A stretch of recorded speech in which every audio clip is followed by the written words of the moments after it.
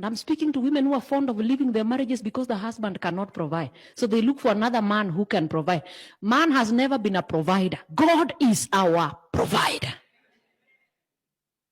Or you think if your husband lost his job, man too will not lose his. People lose jobs, left, right, things happen. And she gives an ultimatum. I've given you 3 months. I cannot keep feeding a full-grown man.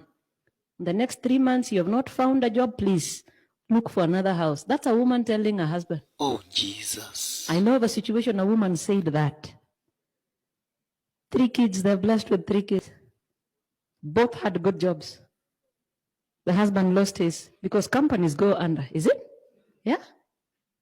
3 months, this guy is still struggling in the house. Do you know how it's difficult to eat a food that a woman has bought? Oh, no. Don't think when these men eat, they eat freely. In their minds is, how can I eat a food that a woman has done what? Is bought? It troubles them because they were created to provide for family.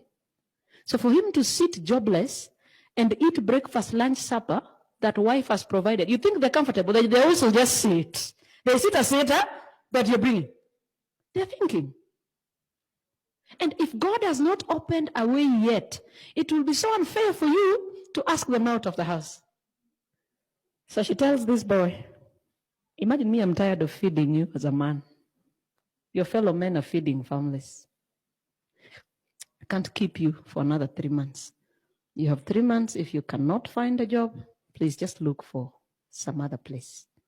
So this boy moved out of the house. It is his sisters that have been taking care of him. Guess what? 3 years down the line, he lands on a job. He lands on the job. Okay, job. The job. This guy has what we call the job. Then this woman came back and said, we can talk. We have children to raise. My food. We talk. How do you begin to talk? When finally God blesses your husband with the job, how do you begin to talk now?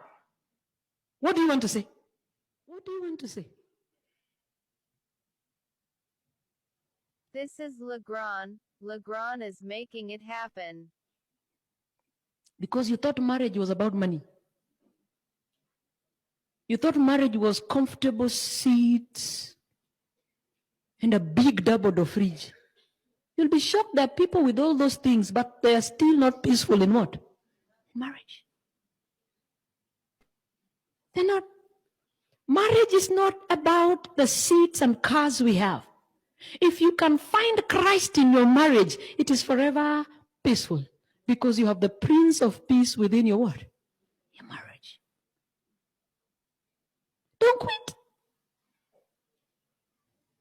There is nothing God cannot handle in this world. Nothing. He handles everything. The reason primary for marriage is companionship. There's a difference between reason and purpose. Because after we have become good companions, what next? Life ends? No. Is that I'll see to it my husband sees heaven. I'll see to it my children see heaven. So if you want your husband to come back because you want someone to help you pay rent and school fees, God will tell you, no, I'm not bringing him back. Because those are things that I can provide for you. Even without your husband, widows will tell you God is providing. Because when you think those indicate, some of attack marriage. They eat every day. If your reason for your husband to come back is food, rent, school fees, your understanding is narrow. But if you understand marriage as a mission field, the salvation of your husband, God, bring him back that he may see you when you come. He will come. He will come. But food. Yeah, food, kataini nyalong your food.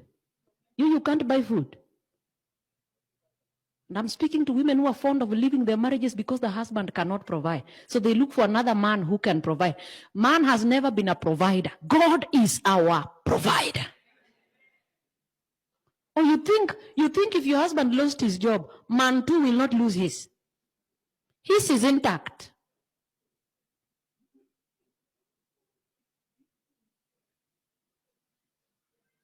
People lose jobs left, right. Things happen. And she gives an ultimatum. I've given you 3 months. I cannot keep feeding a full-grown man. In the next 3 months, you have not found a job, please look for another house. That's a woman telling her husband. Oh my God. This is Legrand. Legrand is making it happen.